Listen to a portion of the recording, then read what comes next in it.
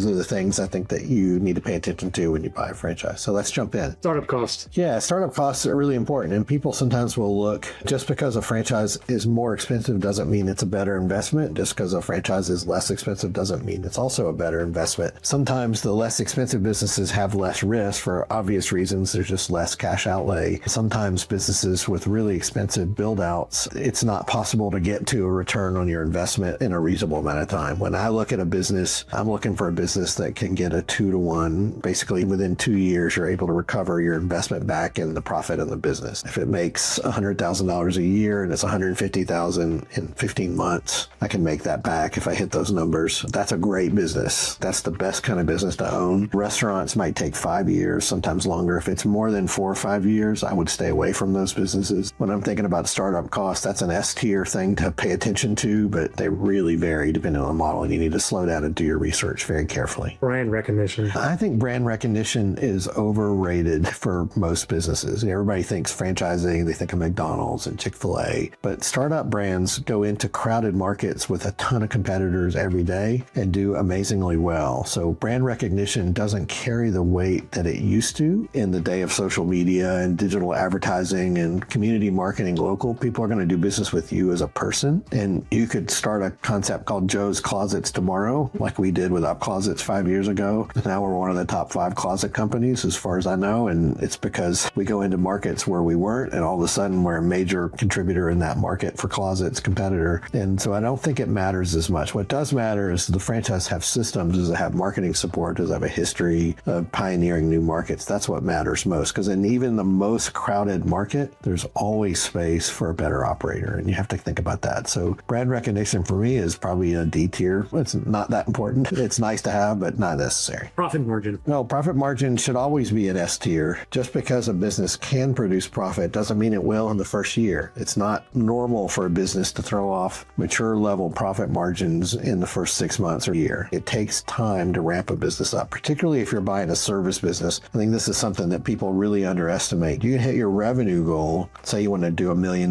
business and you get to $1 million in revenue in the year. Doesn't mean that you've got the expense discipline or that you've got the business organized. You haven't pioneered your marketing. You don't know your payroll costs. You might have a really rough first year getting to that number, and then you optimize it in the second and third year. I tell people most service businesses are a 3-year ramp up, and you need to be prepared for that. Have enough working capital, be patient, be able to roll with the punches. You're going to have to solve problems. You're going to make mistakes. You might not execute the plan correctly. You might change things because you're an entrepreneur, and that affects the outcome. It's an S tier consideration. It just be realistic about when you're going to generate profit and be patient enough to get through the process. Labor requirements. Labor requirements are also an S tier thing. I think this is really important when you're thinking about a business. I personally look for lean labor models. I want something with fewer employees more than more. I think a restaurant with 40 employees versus a Drive It Superheroes with 3. One's a lot easier to recruit and retain employees for. If you have to hire people and train them constantly, it doesn't take an immense payroll to hit your numbers. That business is going to be easier to operate theoretically and survive. Pay a lot of attention to the labor model, how many people you need, and how skilled are those people. That's the other thing. If I need master electricians to run my business, that's infinitely more complicated than hiring somebody who's just a handyman that I can train without licensing. Big difference in those. Recurring revenue. Oh yeah, reoccurring revenue is probably a C tier for me. I think that people like the idea of residual income and reoccurring revenue, and like our Dryer Vent business is an annual service model. Our lighting squad has membership plans for different types of maintenance things. But we actually make most of our money off the one-off things. Our Up Closets has no reoccurring revenue. It's just a transactional project-based business where we install closets and design closets. We sometimes go back and do other phases of a business for customers, but it has higher revenue than the other two in our family of brands. I don't think residual income is the end-all be-all. I think it's really nice if the model lends itself to that, but I think more of a matter if you have a business that can routinely hit new project work like our closet business, that can sometimes be a better business than the recurring model business. It just depends on the model. So it's a C tier for me. I could take it or leave it. Resale value. Resale value is really important. We tell all of our owners, you need to think like an investor when you buy a franchise. And what we mean by that is the market really determines resale value of most service businesses. Since we're all in the service space, it's slightly different for brick and mortar, but generally the market would say that if you operated a business for 3 years and you have profitable books, that the market value is generally 2 to 4 times what the profit was or taxable income was in those years. So if it made $100,000 in year 3, it's worth $200,000 to $400,000. Even if it cost you $70,000 to open that business, that's how market value is determined for a resale of a business.